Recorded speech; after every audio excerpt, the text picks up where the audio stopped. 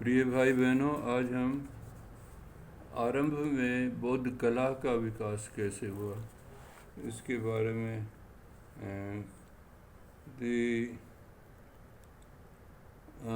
सुंग काल की जब हम बात करते हैं तो ऐसा माना जाता है कि पुष्यमित्र सुंग ने बौद्ध धर्म का बहुत नुकसान किया, लेकिन कुछ बहुत विकास भी हुआ सुंग काल में। वो देखते हैं हरियाणा में इस काल में पेड़ों की पूजा, सर्पों की पूजा और यक्ष की, पाली जातक में यक्षों की पूजा और नाग की पूजा हम इसी काल में देखते हैं। इसमें जो यक्ष हैं वो भगवान की मूर्ति नहीं होती थी। यक्ष की मूर्ति, मंदिर जो बौद्ध बनते थे उनमें पहले यक्ष की मूर्ति होती थी। यक्ष की मूर्ति आज भी कहीं मिलती है, कहीं खुदाई में, तो उसको बौद्ध साहित्य से ही जोड़ा जाता है और रिलीजियस वर्शिप का इसको स्थान माना जाता है। अक्सर ये स्थान पूजा का किसी शहर से बाहर या किसी पहाड़ी पे या कहीं कोई बावड़ी होती थी पानी की, वहाँ पर होता था, या किसी राजा के महल में या किसी शहर के द्वार पर जो गेट बनता था उसमें यक्ष की मूर्ति लगती जाती थी। और इस तरह से बौद्ध साहित्य में जो यक्ष को तो रेस्टिंग प्लेस समझा जाता था कि यक्ष जहाँ है वो चैत्य है, वो उनका बहुत मंदिर है समझे। यक्ष और यक्षिणियों की बहुत सुंदर सुंदर खुदाई में मूर्तियाँ मिली है और उसी को बुद्धिज़्म का, अर्ली बुद्धिज़्म का सबसे महत्वपूर्ण भाग माना जाता है। उन्हीं को उस समय का भगवान माना जाता है, या गॉड या डेमी गॉड उन्हीं को कहा गया था। दे वर पार्टली हेल्पिंग, पार्टली हर्टिंग। यक्ष कहीं मदद भी करते थे, कहीं लेकिन जो बुद्ध धर्म के प्रभाव से यक्ष जो बहुत खतरनाक लंबे चौड़े लोग होते थे, उनका धार्मिक प्रभाव आके वो धर्म का काम करने लगे थे, इसलिए उनको धर्म से जोड़ा गया यहाँ। और बौद्ध स्तूप के जहाँ भी स्तंभ लगते थे उन पे यक्ष यक्षिणियों की तस्वीर आंकी जाती थी। कुतुब मीनार के पास भी एक यक्षिणी की मूर्ति बहुत सुंदर मिली थी, जो आज नेशनल म्यूजियम में रखी हुई है दिल्ली के में। आप दिल्ली जाएं तो उसको देखें, बहुत ही सुंदर कला है इसमें। और उसके बाद 1914 में एक यक्ष की मूर्ति मिली थी। पलवल एक टीला है, वो भी बौद्ध टीला रहा है, वहाँ से एक यक्ष की मूर्ति मिली थी, जिसे आज लखनऊ के म्यूजियम में रखा हुआ है 105 नंबर पर।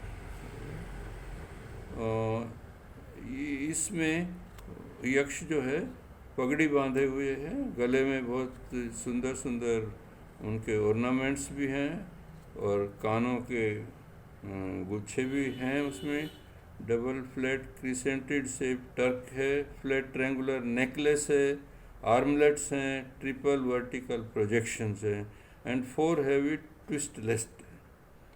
द कंच लाइक टेपरिंग ऑब्जेक्ट, एक उस टाइप की पगड़ी उनके बंधी हुई है।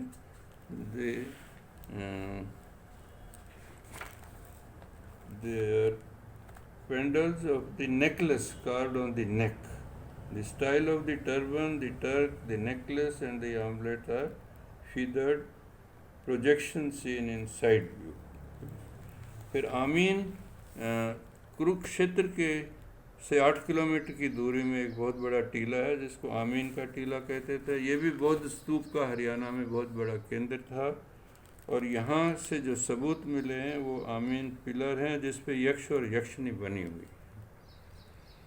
यहाँ पर 2 पिलर मिले थे। एक पिलर आज दिल्ली के म्यूजियम में रखा हुआ है और एक पिलर कुरुक्षेत्र के पास ही आमीन जो गांव है उसमें टीला है, वहाँ पर एक मंदिर बना हुआ। उसी मंदिर में एक शीशे के केव में गेट के एंट्रेंस, मंदिर के एंट्रेंस पर ही रखा हुआ है। इसमें भी यक्ष और यक्षिणी एक दूसरे को गले लगाते हुए दिखाई दे रहे हैं और शायद जैसे मदिरा पीने की उसमें पोजीशन में खड़े हैं। तो आप कुरुक्षेत्र जाएं तो 8 किलोमीटर ही दूर है, आमीन गांव जरूर जाएं और उस मंदिर में प्राचीन यक्ष कपल की the modeling figure is pleasing and entire composition is devoid of flatness which we notice in Beirut sculptures। यहाँ बहुत सी सुंदर इनके ऊपर आमीन के जो हैं उसमें लोटस फ्लावर्स का पैटर्न भी और बहुत सुंदर ही फूलों की कला भी इनमें बहुत सुंदर तो 2 पिलर यहाँ से 115 सेंटीमीटर लंबे हैं जो आमीन से मिले हैं। तो ये जानकारी हरियाणा से। एक पिलर यहाँ हमें हथीन से मिलता है। हथीन भी बौद्ध स्तूप रहा जो टीला है, आज वहाँ पुलिस स्टेशन बना हुआ है। और यहाँ जो पिलर मिला है उसके ऊपर भगवान बुद्ध की माँ का चित्र बना हुआ है। तो महामाया का स्वप्न इस पर अंकित है, तो इसलिए इसको यहाँ कंफर्म किया गया है कि ये भी जो तो। और एक हरियाणा में साथ में भादस एक जगह है, बहुत बड़ा ऊंचा टीला है। भादस से भी बौद्ध स्तूप का एक पिलर मिला है, बहुत सुंदर है।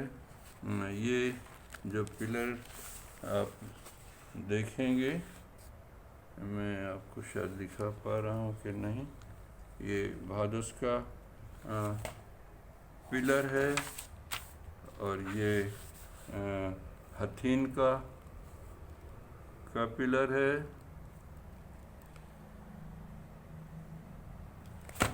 और ये भी आमीन से मिले हुए हैं जिनमें यक्ष और फूलों के पैटर्न दिखाया है। ये सब आमीन के पिलर हैं। ये भी यक्ष आमीन का है और ये पलवल का है और ये यक्षिणी महरौली से मिली हुई है।